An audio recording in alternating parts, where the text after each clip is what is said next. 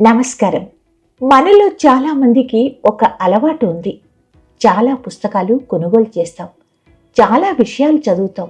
కానీ ఆ జ్ఞానం నిజంగా మన జీవితంలో ఉపయోగిస్తున్నామా అని మాత్రం ఆలోచించం. మన ప్రాచీన ఋషులు ఈ విషయాన్ని చాలా అందంగా ఒక శ్లోకంలో చెప్పారు. ముందుగా ఆ శ్లోకం వినండి. పుస్తక స్థాతు యా విద్య పరహస్తగతం ధనం కార్యకాలే సముత్పన్నే నా సా విద్య నా తద్దనం. ఈ శ్లోకం మన జీవితానికి ఒక గొప్ప పాఠం చెప్తుంది. దీని అర్థం ఏంటంటే, పుస్తకాలలో మాత్రమే ఉండిపోయే విద్య, మరొకరి చేతిలో ఉన్న ధనం అవసరమైన సమయంలో మనకు ఉపయోగపడవు. అంటే మనం చదివిన జ్ఞానం మన జీవితంలో అమలు కాకపోతే అది నిజమైన జ్ఞానం కాదు. ఒక చిన్న ఉదాహరణ చూడండి. ఒక వ్యక్తి ఆరోగ్యం గురించి ఎన్నో పుస్తకాలు చదివాడు అనుకోండి.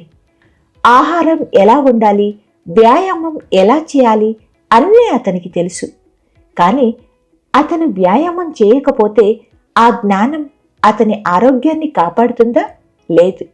అదేవిధంగా ధనం విషయము అలాగే ఉంటుంది.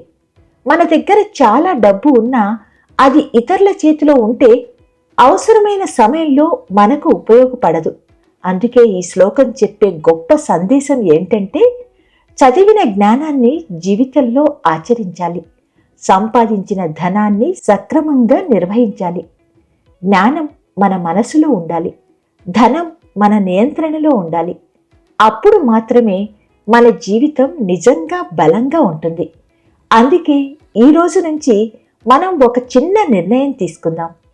పుస్తకాలు చదవటం మాత్రమే కాదు, ఆ జ్ఞానాన్ని జీవితంలో అమలు చేయాలి. అప్పుడు మాత్రమే మన విద్య నిజమైన సంపదగా మారుతుంది. మీకు ఈ వీడియో నచ్చిందా? అయితే అలా చూస్తూ ఉండిపోయారేంటి? లైక్ చేయాలి కదా, కామెంట్ పెట్టాలి కదా, షేర్ చేయాలి కదా. ఇలాంటి మరిన్ని అంశాల కోసం అవునా ఛానల్ను సబ్స్క్రైబ్ చేయాలి కదా.